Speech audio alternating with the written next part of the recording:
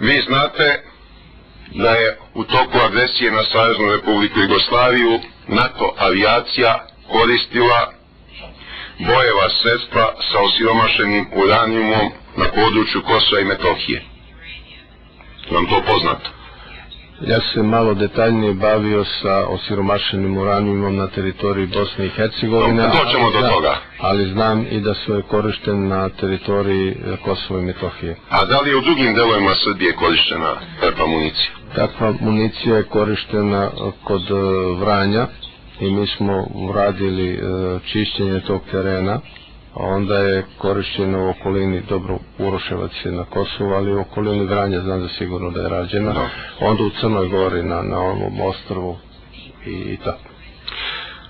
Vama je poznato u Republici Srpskoj da je najkarakterističniji slučaj korišćenja municije sa osiromašenim uranijumom bio u Hadžićima, dok su Hadžići bili u srpskim rukama, je li tako? Da, zato što je u Hadžićima bio tehničko-remontni zavod za oklopna vozila i na tom prostoru je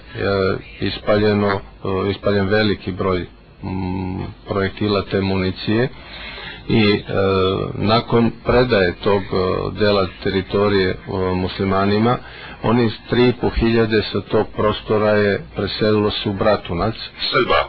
Srba, da, sa tog prostora.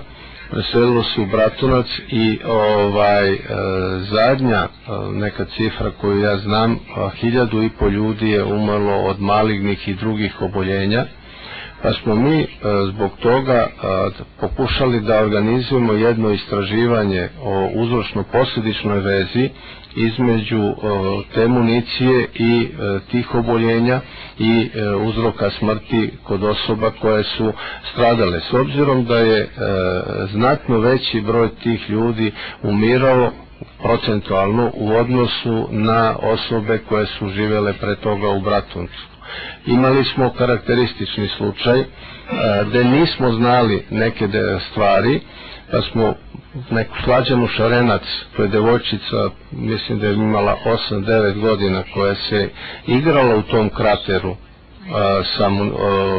koji je napravljena jedna NATO bomba, i onda su vremenom njoj otpali nokti na rukama i nogama, dobila je hroničnu bronhitis, epilepsiju i još neka oboljenja, i mi smo to povezivali sa tom municijom. Međutim, ispostavilo se kasnije da je u ujedinjenju barutnog punjenja umjesto vodonika stavljen fluor, koji sa vlažnom sredinom pravi fluorovodoničnu kiselinu, i ljudi koji dođu u dodir, znači delovi ljudskog tela koji dođu u dodir sa tom kiselinom, prave irreverzibilne promjene u vidu otpadanja mekog tkiva ili tih delova tela, i to je bila posljedica dejstva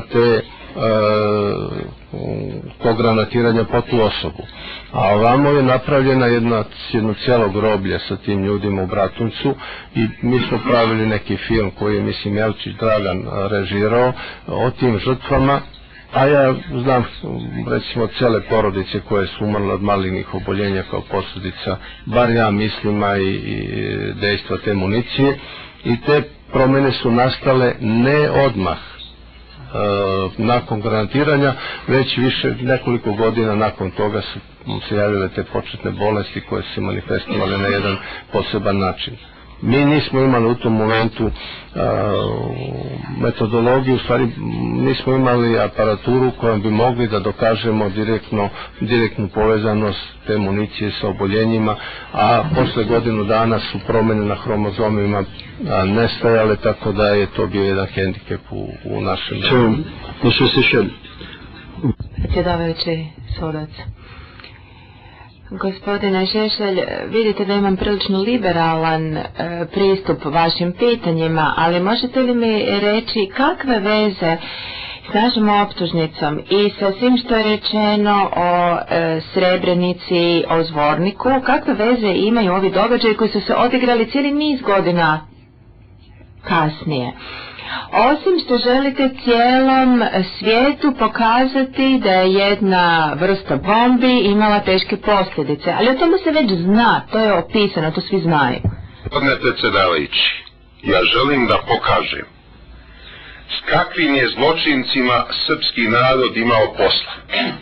I ne mislim ovdje na zločince iz reda muslimana ili zločince iz reda Hrvata, zločince iz reda Albanaca, nego mislim na zločinački NATO pakt